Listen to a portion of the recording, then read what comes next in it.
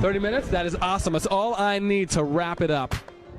We have a 30-minute interview on YouTube. Oh my gosh. Jeez. Hey guys, what's going on? Justin BOSSNASTi Silva here at IPL5 Las Vegas. I was able to not only run into, but see someone passing by my peripheral. Yes, I know what a peripheral is. By my vision, and ma'am, you are, name, gamer tag, what do you do? I'm Gunn, also known as Mystik is my gamer tag, and I'm a pro gamer. Okay, how'd you get into esports? I originally started going to MLGs competitively. My competitive history is I started going to MLGs back in like 06 for Halo. Split screen free for all, horrible by the way. And then I went on to do the Championship Gaming Series where I played Dead or Alive 4. And then after that I was on a show called Ultimate Gamer and I won the 2nd season of that. And now I'm kind of working on building an all-female pro gaming / cosplay team. Yeah.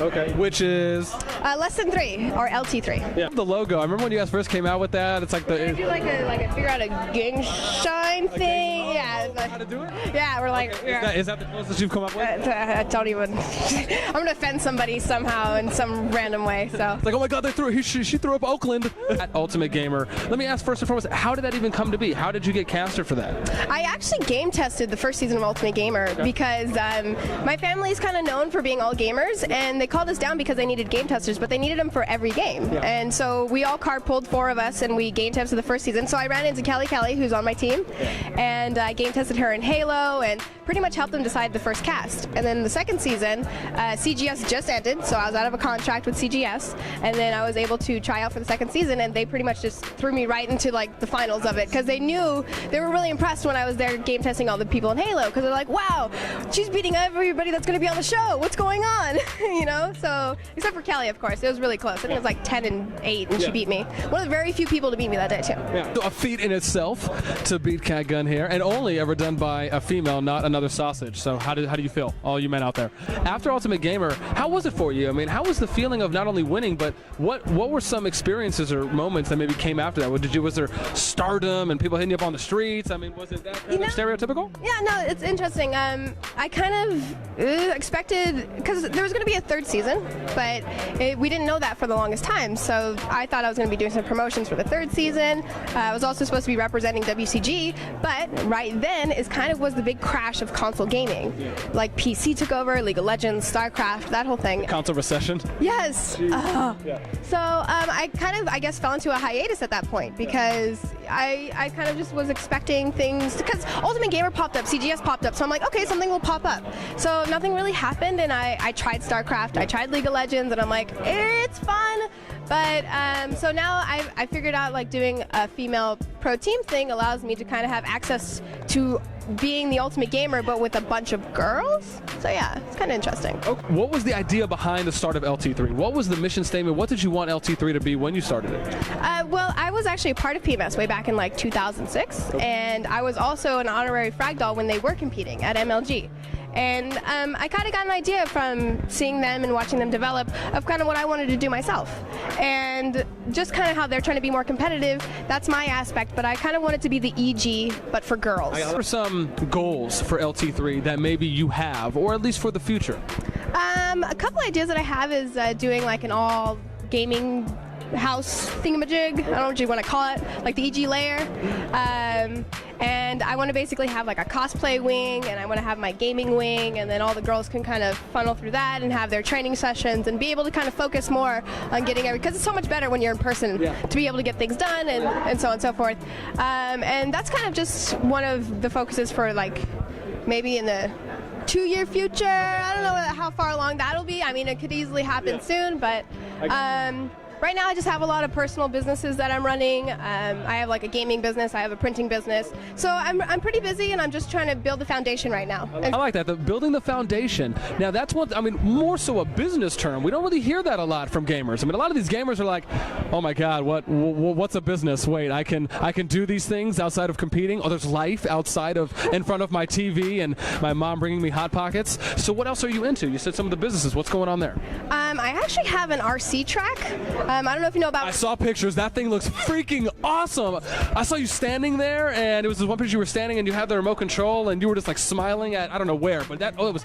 Yeah. Okay. What is that? That is okay, so RC is kind of like gaming, but it's like more in 3D. You literally hold a controller, and you got your little 10-scale car, and they go about 40 miles an hour. They're fast little things. And there's competitions just like gaming, where you're literally like racing with 10 other people, and you all have to try to make it across the track and get the fastest lap. And you have turn marshals that turn your car if they flip over. I mean, it's a really awesome hobby. So I spent a lot of kind of the winnings that I had building a track, and I have like 150 feet by 80 feet big. Wow. Yeah, with a 40-foot driver stand, and it's about 10 feet in the air, and it's all dug into the ground. It's really awesome. I also have a big printer that does like banners and stickers, which helps for marketing. And I also am getting a t-shirt printer thing. I mean, basically with Ultimate Gamer, I kind of had a little bit of funds to be able to expand and do different hobbies. So there's a lot of things going on. But yeah, Printing Boss is my boss, right? I love that name.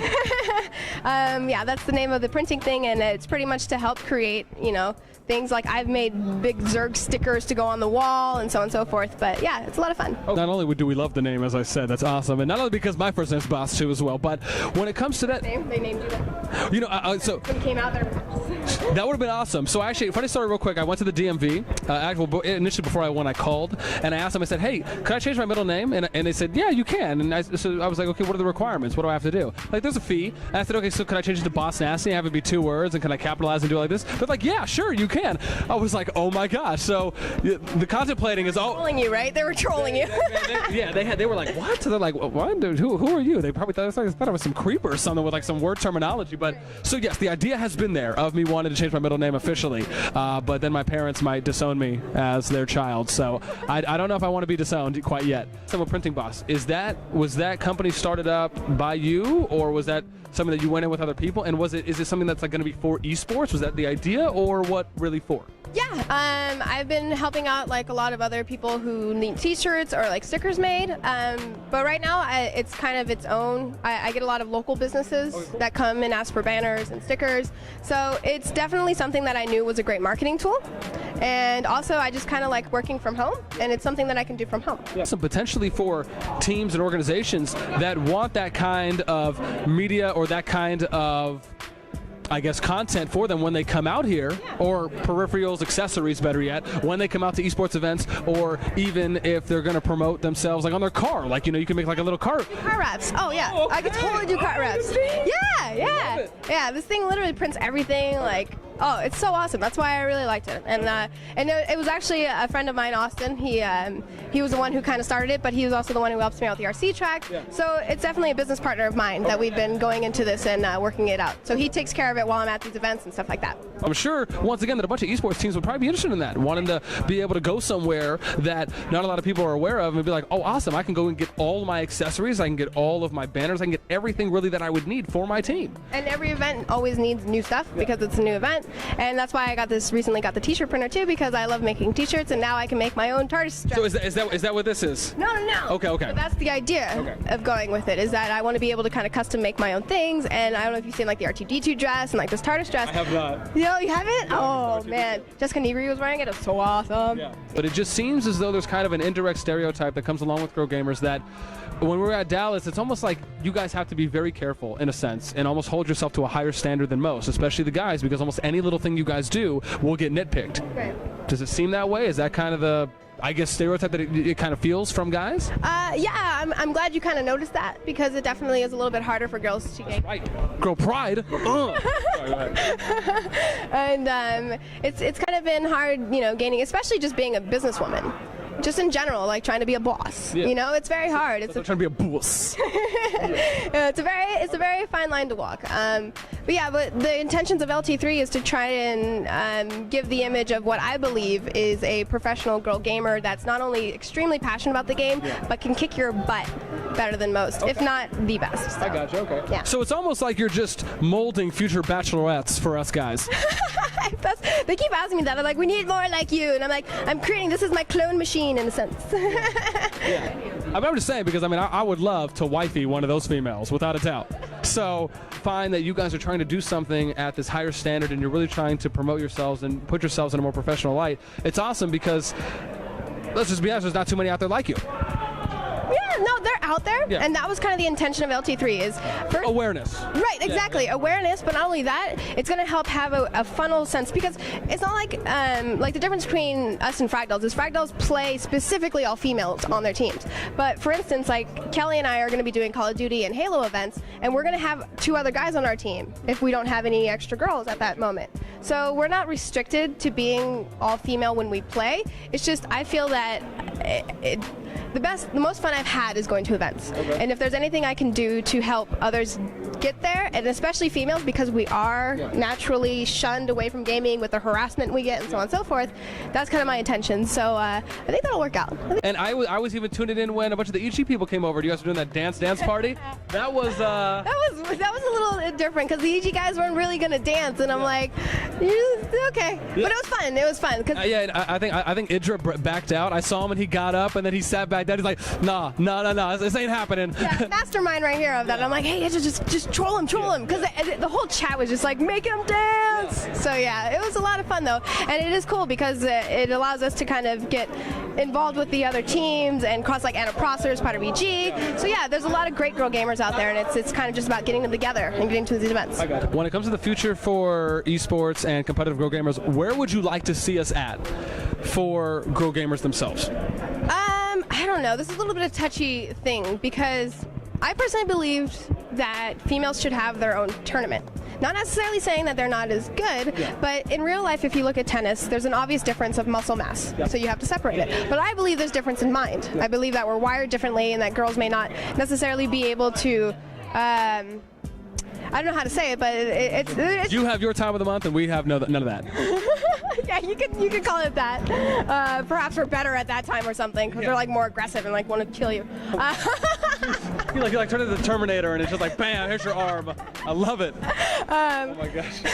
But I kind of wanted there to be more all-female tournaments, and not necessarily just saying that, but that they can't compete with the guys, but it'll give us an opportunity to have incentive to be able to come out to these events where we don't feel that we're going to be defeated by the top 100 dudes. And we were kind of talking about this earlier, where I haven't seen a girl that's consistently placed in the top. And I would like to see a girl have more of an opportunity to compete all the time, and by having an all-female tournament, you bring more girls out to the event, and you get to see where you kind of place. So question, it's funny you even brought that up about that, Boost, because when we asked one of the girl gamers at Dallas, they were saying that it would be awesome if there was a girl gaming league, but the girls could still compete with the guys if they want to. It's just that if they wanted to, they could just do the girl gaming league with other girl gamers, and then if girl gamers want to, they can also compete in the guy league, but at least there's a league for them in order to build a foundation, in order to spread awareness and to get more girls coming out to grow the scene to where the numbers are bigger. Like, even when the #1 girl wins, I would love to see an exhibition match between her and the #1 guy. So, and I've seen that before. And I think, you know, battle of the sexes. Yeah, totally. But yeah, it's a little bit hard because there's so many guys out there compared to the girls. So yeah, I just really like to see that, to get them out there.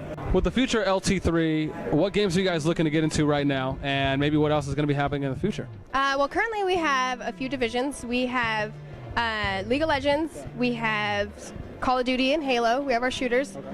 We also have our cosplay division, which is something special that I haven't seen much of from other teams, of course. And we're pretty much going to expand into each genre. It's just, it's going to take a while to kind of find the right people, and so far, like, the girls that I've selected are ones that I personally know, and I know how they are when it comes to being professional. And so until I can kind of have more tryout sessions, so on and so forth, like I said, the foundation first, and then the competing will happen too, because it's kind of the end of the year right now. So yeah, gotta wait for the events to come back around. I got you. I know you also said that you're looking for more opportunities for girl gamers to come up, and you would like to see more girl gamers, or just girl gamers, be able to place in that top placing. Shunned away from all the massive guys. They're so mean to girls sometimes. Okay. Examples? Okay, example that was like the Capcom reality show. I like this. We're getting dirt. I tried out for the Capcom reality show. It's called Cross Assault. Okay. And they ended up drafting this girl, Miranda, because I was all on top of seeing who my competition was and stuff like that. And they took this girl, Miranda, onto the Cross Assault reality show, and she got sexually harassed by her coach. But there was a lot of, you know, I don't want to say it was his fault or anything like that, but definitely, like, it's a well-known thing that happened in the fighting game community. And, you know, it's stuff like that that really sets an image for girls and the way that guys are being treated. And Eris also made a statement saying, like, this is something that the community does. And then the community had to step forward and go, no, no, no, no, no, you know, we're cool. So, yeah, it's definitely not cool when you see Capcom and sexual harassment in the same sentence and so on and so forth. But, you know, it's things like that, though, that it did bring huge awareness. And as much as it was kind of in a negative light, I think it did bring awareness to the fact that women can be treated a little poorly at times. Yeah. So it's almost one of those things where it's almost better that it happened, kind of, to bring about awareness about it on the public stage that it happened on, so that the image can be fixed, improved, corrected upon. Right, exactly. And I think everybody's kind of learned from what happened, and they all kind of are aware now that when it comes to doing events, that there's a little bit more professionalism, and you can't just be like that troll online, you know? And the best thing I've had about having a family full of gamers is that the reason I won Ultimate Gamer was because of that. Because literally, like, while I'm playing a shooter, I can go and ask my brother, like, hey, what are you doing? And then he's like playing League of Legends, and I'm like, oh, that's cool. And then I go to my dad, he's playing a racing game, and I'm like, oh, that's cool. And literally my dad will challenge me too, be like, oh, you try to be my lap time, and I will. I'll sit down and I'll do it within a couple runs.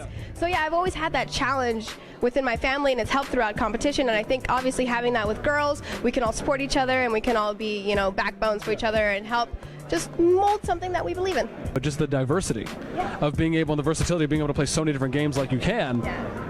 What can I say? Most likely it would be one of those turn-on moments for probably any guys out there. Where can people find out about your companies and what you're doing right now? Well, you can follow me on Twitter at Mystik Gunn. That's Mystik with a K and 2 N's for Gunn. And Less Than 3 or LT3 is on Facebook. You can find us under LT3. And let me see, Ladies of LT3 for Twitter. There will be a website coming up soon. I'm working on that. And yeah, you can just find us. We're streaming all the time too. So yeah, we'll be around. That's printingboss.com. Okay. Awesome. Okay. Something like educational awareness that you wanted to give out to the community, anyone that's watching this video, anything that you would want to talk about in the esports scene. Go ahead. What do you want to say? Remember that it's for fun, you know? I think it's hard to remember that when you're competing, especially when you lose, you can get really salty and, you know, feel really bad.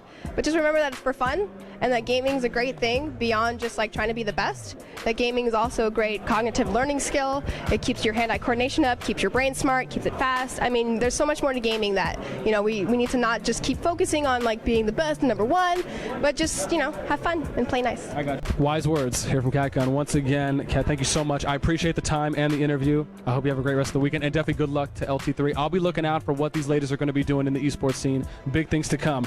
I like that. She almost had it. She almost had it. You know what? No. You should do it again. I'll just do the 3. Yeah. Well, no. You do like the thing, and then I'll be like, or the L and the 3, and it's like this. Does that work? I don't know what that is now. I don't know. A revolution. Damn it. That's what we did. Awesome. Kat, thank you so much. I appreciate the time. Once again, we're here at IPL5 Las Vegas. We're out. We'll catch you guys next time. Any shout-outs, mentions, anyone you want to say hi to? You know, I want to say I love all you girls, Less Than 3 to all those girls out there, and Less Than 3 to all the gamers out there. I know, I just love gaming, and I love the passion and everything behind it. It's such an awesome thing. So yeah. I love all the energy. You're just a little firecracker right now. This is awesome. I love this female right now. Jeez, you're so. This interview's over.